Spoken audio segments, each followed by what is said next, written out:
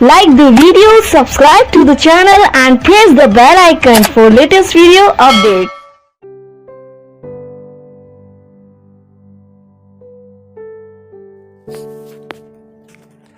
Hello student, तो आज हम पढ़ने वाले हैं चैप्टर नंबर 3 और जिसका नाम है विद्युत विभव। ठीक है, इलेक्ट्रिक पोटेंशियल, विद्युत विभव।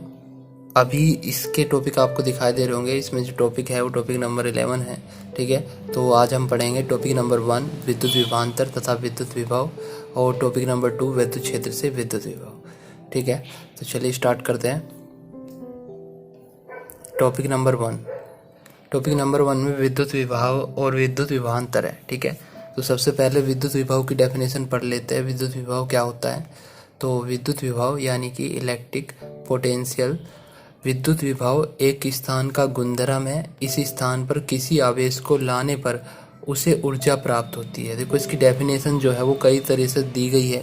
ठीक है, इसे 6 पॉइंटों में समझाया गया है विद्युत विभव को और विद्युत विभवांतर को, 6 से 7 पॉइंटों में, जिसमें इसके गुण भी है, इसकी डेफिनेशन भी अलग अलग है। तो ध्यान से देखना, आपको अगर एक डेफिनेशन समझ में नहीं आती तो दूसरी समझ लेना। ठीक है, इसमें 2-3 डेफिनेशन दी गई है। जैसे कि पहले नंबर पर है विद्युत विभव एक स्थान का गुणधर्म है। इस स्थान पर किसी आवेश को लाने पर उसे ऊर्जा प्राप्त होती है। मतलब कि एक स्थान है, उसका गुणधर्म जो है, जहाँ पे दूसरे आवेश को लाने पर ऊर्जा प्राप्त हो, उसे क्या बोलते हैं? उसी गुणधर्म को विद्युत विभव बोला जाता है। नंबर 2 डेफिनेशन के अकॉर्डिंग एकांक धनावेश को, जो इसकी रियल डेफिनेशन मानी जाती है, एकांक धनावेश को अनंत से विद्युत क्षेत्र में स्थित किसी बिंदु तक विद्युत क्षेत्र के विरुद्ध ले जाने में किया गया कार्य उस स्थान का विद्युत विभव कहलाता है। ठीक है, इसमें कहा गया एकांक धनावेश को अनंत से विद्युत क्षेत्र में स्थित किसी बिंदु तक विद्युत क्षेत्र के विरुद्ध ले जाने में किया गया कार्य उस स्थान पर विद्युत विभव कहलाता है। तो इसके अकॉर्डिंग इसका फॉर्मूला क्या बनेगा? इसका फॉर्मूला बनेगा V बराबर W/Q। अगर Q को हम क्या कर दें? एकांक कर दे तो V किसके बराबर हो जाएगा? फिर V हो जाएगा W के बराबर। मतलब कि विभव जो है एक कार्य है। विभव जो है कार्य है जो एकांक आवेश को अनंत से किसी विद्युत क्षेत्र के भीतर उसके विरुद्ध ले जाने में किया जाता है।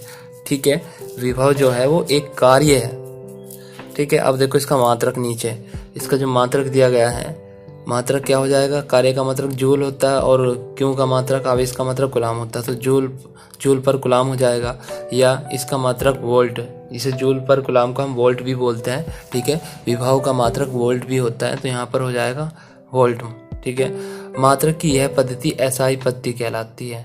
मतलब कि जो वोल्ट लिखा गया है या जूल पर कूलाम हम लिखेंगे तो वो एसआई पद्धति कहलाएगी।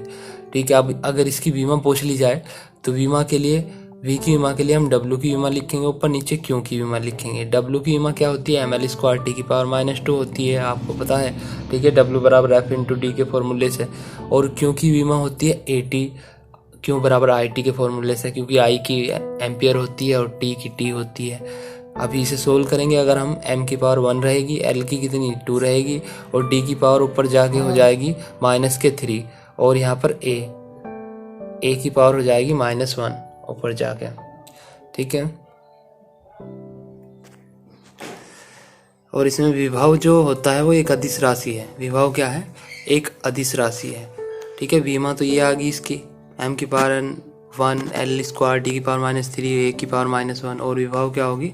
विभव को हम अदिश राशि बोलते हैं। एक अदिश राशि है, मतलब इसमें कोई दिशा नहीं होती फिक्स।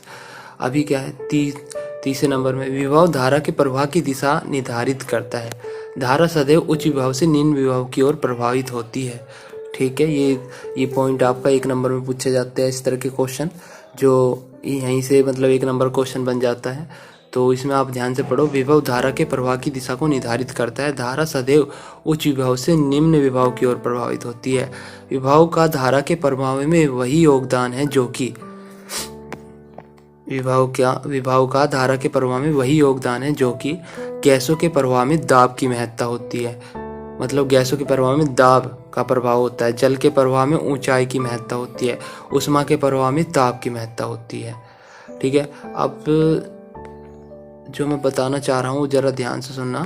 देखो, विभव है क्या चीज़? आपने देखा होगा कि जो भी मतलब इलेक्ट्रिक प्रोडक्ट आता है, बल्ब हुआ या कोई भी ट्यूबलाइट हुई, इस पर दो चीज़ हमें मिलती है। दो चीज होती है, एक तो उस पर एम्पियर, एक मिनट,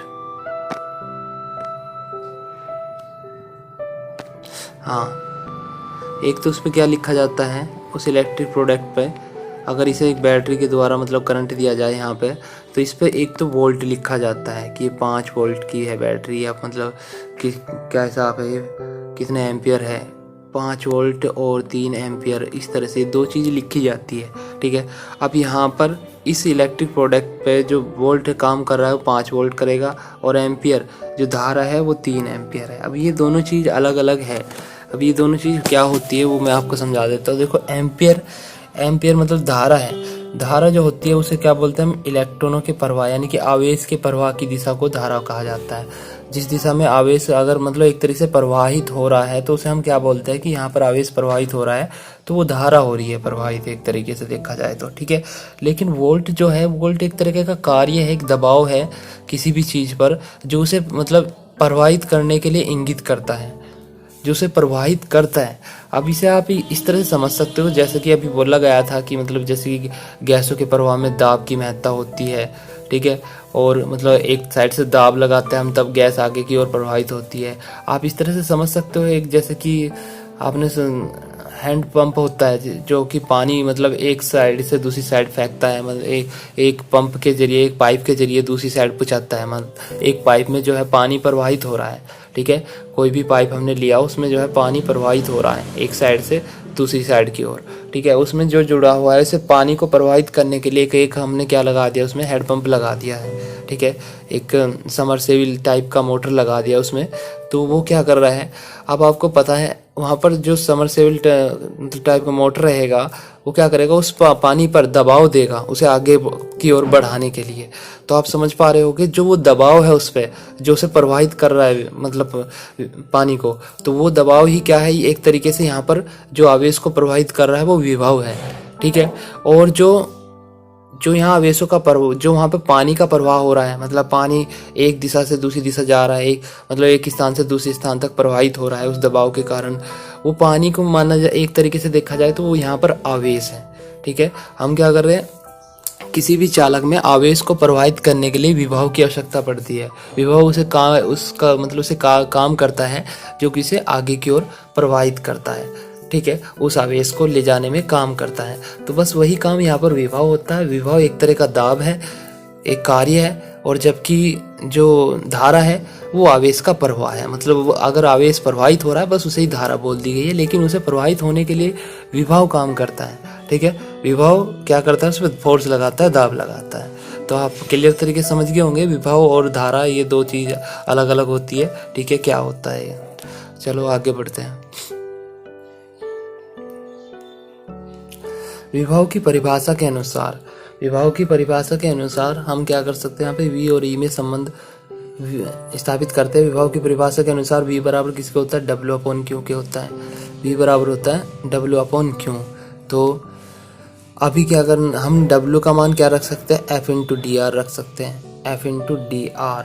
अब देखो यहाँ कार्य जो है वो विपरीत दिशा में हो रहा है, तो इसलिए यहाँ पर W की जो वैल्यू रखी गई है वो क्या रखी गई है, माइनस का F/dr रखी गई है, ठीक। और समाकलन का निशान इसलिए लगा दिया गया है कि वो उसे क्या है, उसे दिशा प्रदान करेगा।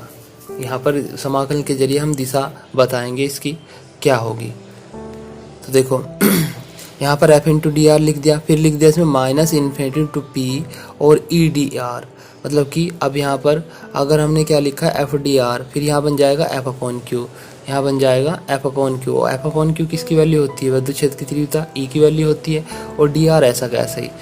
तो ये बन जाएगा V = P EDR। ∞ से ले लिया गया, यानी कि हम यहाँ पे P बिंदु पर विद्युत विभव की गणना कर रहे हैं। तो V बराबर उसे अनंत से, अनंत पॉइंट यहाँ पर मतलब उसकी फिक्स दूरी नहीं होती, कहीं से भी ला सकते हैं, ठीक है। अनंत से P बिंदु तक लाने में जो कार्य होता है उसे विभव बोला जा रहा है यहाँ पे विपरीत दिशा में। तो V = P EDR हो जाएगा, ठीक है। ये होगी एक तरह से विभव का सूत्र हो गया और विद्युत क्षेत्र की तीव्रता में संबंध हो गया। अब इससे अगला टॉपिक जो है वो है विद्युत विभवांतर।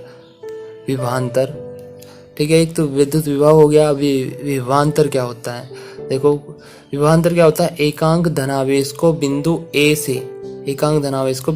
से बिंदु बी तक विद्युत क्षेत्र के विरुद्ध ले जाने में किया गया कार्य इन दोनों बिंदुओं के मध्य विद्युत विभवांतर कहलाता है। वहां पर क्या था, वहां पर एक बिंदु अनंत था, अनंत से उस बिंदु तक लाने में किया गया कार्य है। लेकिन यहाँ पर दोनों ही बिंदु अलग अलग है, ठीक है। एक बिंदु से दूसरे बिंदु तक ले जाने में दोनों की निश्चितता होनी जरूरी है। तो इन दोनों एकांक धनावेश को बिंदु ए से बिंदु बी तक विद्युत क्षेत्र के विरुद्ध ले जाने में किया गया कार्य इन दो बिंदुओं के मध्य विद्युत विभवांतर कहलाता है, ठीक है। तो अब इसे जैसे कि यहाँ पे चित्र के अकॉर्डिंग लिखा जाए तो चित्र के अकॉर्डिंग क्या है, जैसे कि ये प्लस क्यू आवेश है, हम क्या कर रहे हैं, मतलब इस प्लस क्यू आवेश को इधर साइड से ए बिंदु से बी बिंदु पर लेके आते हैं, इस बिंदु से इस बिंदु तक लेके आते हैं। तो यहाँ पर जो कार्य होता है वहाँ यहाँ यू ए होता है यहाँ तक लाने में, और बी तक होता है यू बी। तो इन दोनों के बीच विभवांतर क्या रहेगा, वो रहेगा प्लस क्यू आवेश को ए से बी तक ले जाने में किया गया कार्य डब्ल्यू ए से B U B minus U A. Simple सी बात है, हमने यहाँ तक कार्य जो है वो यू ए करा और यहाँ तक जाने में यू बी करा, तो इनके बीच कार्य कितना हुआ, इनके बीच कार्य हो जाएगा यू बी माइनस यू ए। क्योंकि मान लिया यहाँ तक तो हमने 4 जूल काम करा, यहाँ तक 6 जूल काम करा, लेकिन दोनों बिंदुओं के बीच कितना कार्य हुआ, यू बी माइनस यू ए लिखना पड़ेगा। तो डब्ल्यू ए से बी बराबर हो जाएगा U B minus U A. अतः अब विभवांतर क्या होता है, अतः V B minus V A बराबर क्या होगा, V B minus V A, मतलब कि दो बिंदुओं के बीच विभवांतर V B minus V A W A dash B, मतलब कि जो कार्य ए से बी तक ले जाने में किया गया वही क्या होगा, इन दोनों बिंदुओं के बीच विभवांतर होगा। ध्यान रहे यहाँ ए से बी है तो यहाँ पे वी बी माइनस ए आएगा, बी माइनस ए होगा, क्योंकि वोल्ट जो है वो बी की बड़ी होगी, क्योंकि वहां पर कार्य ज्यादा है, ठीक। एकांक धनावेश को ए से बी तक ले जाने में किया गया कार्य, तो इसका रियल फॉर्मूला इस तरह से बन जाएगा V B minus A W A से बी अपॉन क्यू, ठीक है। यानी कि ए से बी तक लाने में किया गया कार्य, तो उन दोनों बिंदुओं के बीच विभवांतर V B minus V A रहेगा। यहीं से हम विद्युत विभव को भी परिभाषित कर सकते हैं। एक तरीके से विभव को परिभाषित करने के लिए एक निर्देश बिंदु का चुनाव किया जाता है तथा इस बिंदु पर विद्युत विभव शून्य मानते हैं। निर्देश बिंदु यानी कि वही इन्फिनिटी वाला बिंदु, ठीक है। अनंत पर विद्युत विभव को शून्य माना जाता है। अतः यदि बिंदु ए पर अनंत स्थित हो, बिंदु ए अनंत पर स्थित हो, तब वी ए बराबर 0 हो जाएगा। अनंत पर क्या है, विद्युत विभव को शून्य मानते हैं। अगर ए को हम अनंत मान लें तो वी ए बराबर 0। अतः बिंदु बी पर विभव, यहाँ पर क्या है, वी ए बराबर 0 रख दो तो वी भी आ जाएगा। यहाँ पर क्या रख दो, डब्ल्यू ए टू मतलब अनंत से बी रख दो, अनंत टू बी अपॉन क्यू। तो विभव की परिभाषा क्या बन जाएगी, बी बिंदु पे जो विभव होगा वो infinity to B upon Q होगा, मतलब अनंत से बी तक लाने में किया गया कार्य और अपॉन क्यू, ठीक। अब 6 पॉइंट पढ़ लेते हैं। विद्युत विभव एक सापेक्ष राशि है, अर्थात विभव प्रेक्षकों के सापेक्ष इसका मान भिन्न भिन्न प्राप्त होता है, परंतु दो बिंदुओं के मध्य विभवांतर एक निरपेक्ष राशि है, सभी प्रेक्षकों के लिए इसका मान समान प्राप्त होता है। मतलब कि अगर विद्युत विभव एक बिंदु के चारों तरफ देखा जाए वो किसी भी साइड से निकाला जा सकता है, ठीक है। इन्फिनिटी हम किसी भी साइड मान सकते हैं, तो वहां पर तो उसका मान अलग अलग आ सकता है। जबकि जो विभवांतर होता है वो दो बिंदुओं के बीच देख रहे हैं, अगर हम उसे किसी भी साइड से निकालते हैं तो वहां पर क्या है, उसका मान एक ही आता है, वो निरपेक्ष राशि है, ये कहा गया है इसमें। नंबर 7 पॉइंट, धनावेश का प्रवाह उच्च विभव से निम्न विभव की ओर, जबकि ऋणावेश का प्रवाह निम्न विभव से उच्च विभव की ओर माना जाता है। ये आपको पता, देखो धारा का प्रवाह भी आप याद रखना, हमेशा धनावेश मतलब उच्च विभव से निम्न विभव की ओर होता है, और यहाँ पे धनावेश का प्रवाह भी उच्च विभव से निम्न विभव की ओर, ऋणावेश का प्रवाह निम्न से उच्च की ओर, तो सीधा ही सीधा है देखा जाए तो।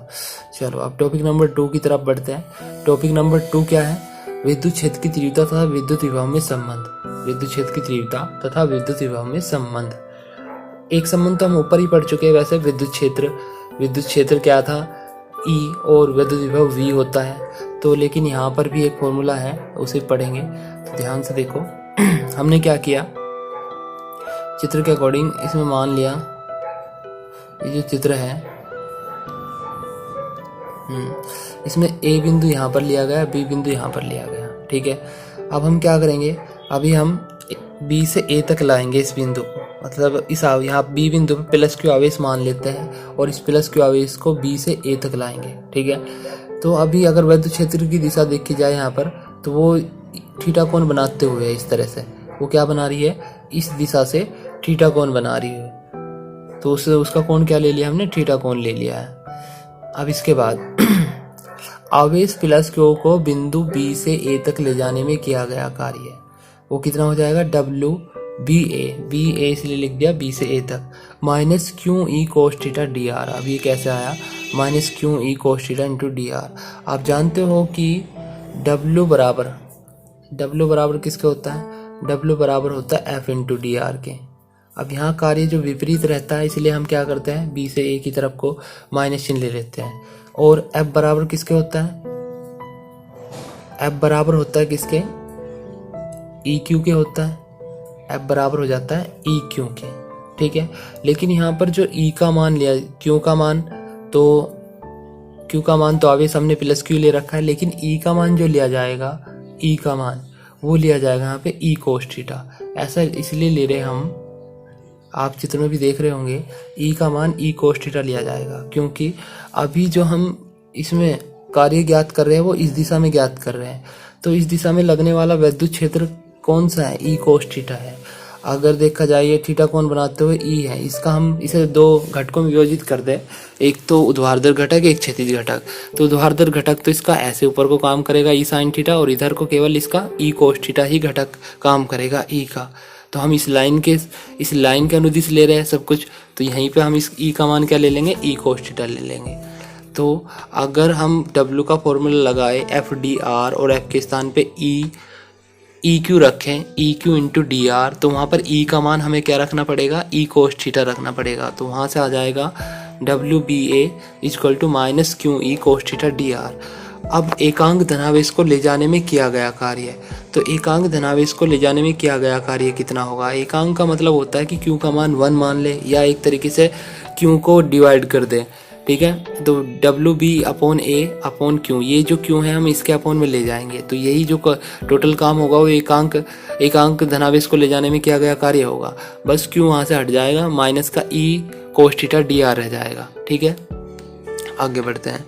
अब ये क्या होता है, डब्ल्यू बी ए क्यू, ये होता है विद्युत विभवांतर, ठीक है, विद्युत एक बिंदु दूसरे बिंदु तक ले जाने में। लेकिन यहाँ अगर बी टू ए है तो यहाँ ए टू बी लिखा जाता है, ठीक है, V A minus V B.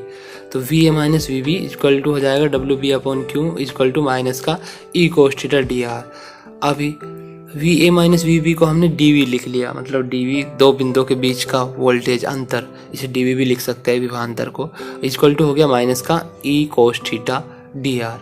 यहाँ तक सेम चल रहा है। यदि डी वी और ई के अनुदिश हो, यदि डी वी जो है वो ई के अनुदिश हो, मतलब इन दोनों के बीच जो कोण, ये जो ई की क्षेत्र की दिशा ली थी हमने ऊपर की तरफ को, ये वाली, वो मतलब ऊपर को ना हो गए, इस साइड को ही हो, इस साइड को ही, अर्थात थीटा का मान यहाँ पे 0 हो तब।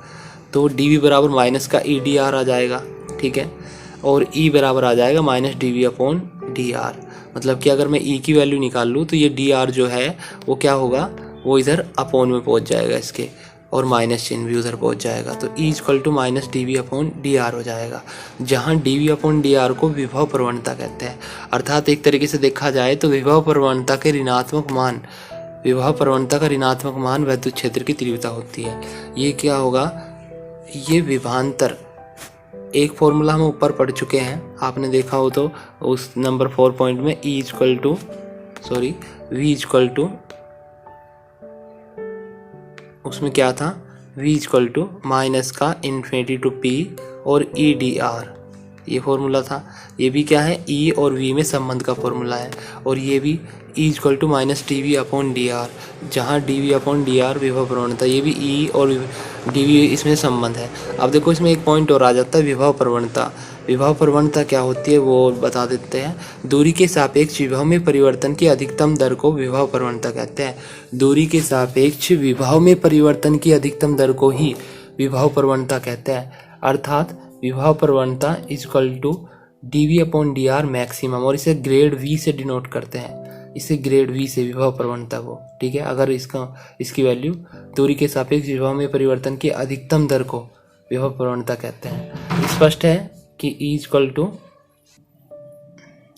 हाँ, तो grade V equal to D V upon D R maximum, यानी कि हम क्या बोलते हैं, विभव प्रवणता की अधिकतम दर को, दूरी के सापेक्ष विभव में परिवर्तन की अधिकतम दर को विभव प्रवणता कहते हैं और इसे ग्रेड V से डिनोट करते हैं, जिसका अर्थ होता है D V upon D R maximum. तो ऊपरली इक्वेशन से अगर देखा जाए तो E इक्वल टू किसके हो जाएगा, माइनस के ग्रेड V के। यहाँ E equal to minus D V upon D R, ये हो जाएगा माइनस के ग्रेड V के, मतलब कि इसके स्थान पे D V upon D R के स्थान पे क्या लिख देंगे हम, ग्रेड V लिख देंगे, ये वाला। ठीक है, तो E बराबर जो होता है वो माइनस के ग्रेड V के इक्वल होता है। मात्रक इसका जो होता है कि वोल्ट पर मीटर, ये विभव प्रवणता का मात्रक दिया गया है। विभव प्रवणता का मात्रक वोल्ट पर मीटर होता है। अब ग्रेड V के बारे में दो फॉर्मूले ये भी हैं, इसी ध्यान से देख लो। एक तो होता है एक V में परिवर्तन के लिए grade V equal to D V upon D R, मतलब कि एक V में परिवर्तन के लिए ग्रेड V जो होता है वो D V upon D R होता है। जबकि अगर 3V में परिवर्तन किया जाए तो ग्रेड V का फॉर्मूला ये बनता है, delta V upon delta X into I, delta V upon delta Y into J, delta V upon delta Z into K. इसका मतलब ये होता है कि जो x मतलब v जो दिया जाएगा आपको वो x y z तीनों के कंडीशन में दिया जाएगा। तो यहाँ पर तो v का x के सापेक्ष अवकलन करना है और उसमें i की गुना करनी है। यहाँ पर v का y के सापेक्ष और सबको कांस्टेंट मानना है। यहाँ पर z के सापेक्ष करना है और बाकी को कांस्टेंट मानना है। ठीक है, तो ये टॉपिक नंबर 2 क्लियर हुआ होगा आपका, विद्युत क्षेत्र की तीव्रता विद्युत विभव में संबंध जो था। ठीक है, इसमें हमने जो फॉर्मूला निकाला वो क्या निकला, E equal to minus D V upon D R, या उसे लिखा जा सकता है E इक्वल टू माइनस का ग्रेड V। तो बस आज ये दो टॉपिक रखते हैं, बाकी कल करते हैं। ठीक है, और चैप्टर नंबर 3 के 2 टॉपिक क्लियर हो चुके हैं। एक टॉपिक तो हमने पढ़ा विद्युत विभव, विद्युत विभवांतर। ठीक है, दोनों की डेफिनेशन, उनके बीच रिलेशन क्या होता है और क्या क्या उनके बारे में पॉइंट है। और दूसरा टॉपिक पढ़ा हमने विद्युत क्षेत्र और विद्युत विभव में संबंध। ठीक है, तो आज बस इतना ही, बाकी मिलते हैं अगली वीडियो में। Thank you, good bye.